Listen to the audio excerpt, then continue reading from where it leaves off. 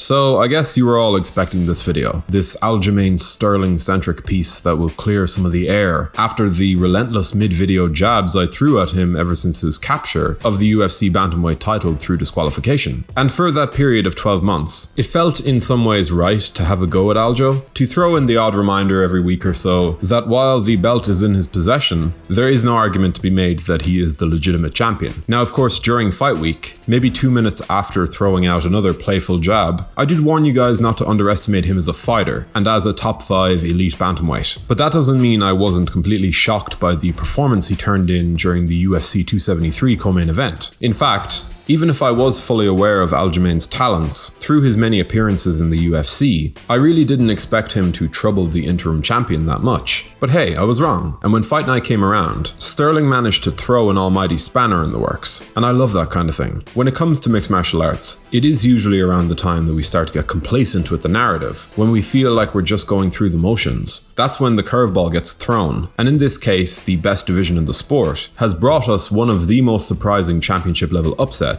we'll see all year. So what went down? Well, just for the record, I did score the fight for Sterling, both live and as I rewatched. Rounds 2 and 3 were solidly in Aljo's favor, although neither was a 10-8, I don't buy that. And then 4 and 5 obviously went to Jan, leaving round 1 as the decider. And in very Piotr Janish fashion, he was pretty low on output in that first round, controlling the center of the cage but doing very little. So yeah, I had the fight 3 rounds to 2 in favor of Sterling. I've never been under any illusions about Sterling's talents as a member of the bantamweight top 5. I was pretty high on him as a prospect early on, during that early run that only saw him come up short by way of a pair of split decisions against Brian Caraway and Rafael Assunção. That run displays a highly athletic fighter with a strong grappling and wrestling base, along with some dynamism in his strikes, particularly his kicks. And sure, some of that hype cooled off as Marlon Moraes ran through him back in 2017, but that run of form he went on afterwards, scoring the first Suloev stretch in UFC history, beating guys like Jimmy Rivera and Pedro Munoz, submitting Corey Sandhagen in the first round, that is a strong run by any metric. But even then, after seeing the first fight, I just didn't think it would be enough to see him make the necessary improvements to beat a guy like Jan. But on fight night, Sterling admirably stuck to his strengths, played off of his opponent's tendency to start slow, and edged him out in an otherwise uneventful round 1, before then switching it up with a heavy wrestling approach in the second and third, winning the rounds he needed to sway the judges. And for as much as I am still a huge believer in Piotr Jan's merits as one of the 2 or 3 most skillful fighters in the game today, and I saw your comments on the last video, that doesn't change anything. It did seem like a fast start would be the best route to victory against him, and through the Funk Master's ability to edge him out in the first and utilize his major strengths in the second and third, Aljo managed to beat the consensus greatest bantamweight on the planet, and it's one hell of an achievement. On a quick side note, if you're enjoying this content and would like to stay up to date with all of our weekly uploads, be sure to subscribe to the channel now, even though the glory days are clearly over. Even though the final Aljamain Sterling joke has been uttered, we still make good content, it just might not ever be the same. Also, we recently set up a Patreon account, so if you want to help support the channel, Sterling jokes or otherwise, the link is in the description. Anyway, I still think that I would favor Jan in a third fight, mainly because of the fact that he did look out of sorts, not focused to the same extent. Some might even say sloppy or one note in certain exchanges. Perhaps it was down to him lacking his corner. Maybe like the rest of us, he underestimated Aljo, and perhaps as the fight wore on, he felt the danger of the speed of the takedown and the transition coming back at him, coupled with Sterling's ability to control him from the back. Perhaps these were factors. But either way, in my eyes, this was a closely contested but highly impressive victory from Aljamain Sterling. A win over one of the most formidable fighters in the sport today, in my opinion comfortably in that top 5. And it came about as a result of an astute approach to a solid game plan, one that showed a level of discipline and variety that no one else in the UFC has been able to bring to the table against Piotr Jan. And I can't help but feel happy for Sterling. I mean, the joking was always going to come to the forefront, especially in the world we live in today, but even though I didn't pick him to beat Jan, even for all of the joking, I never discounted his skills as an elite talent. If anything, his own legacy as a great 135-pound fighter has really never been in a stronger position. So even if you scored it for Jan, understand just how difficult it is to bring a fighter like Jan down to such a narrow margin. I would enjoy seeing Sterling fall into less of a heel role next time as a result of that matchup against TJ Dillashaw. I feel like virtually everybody in that top 10 would look like a hero beside the controversial former champion.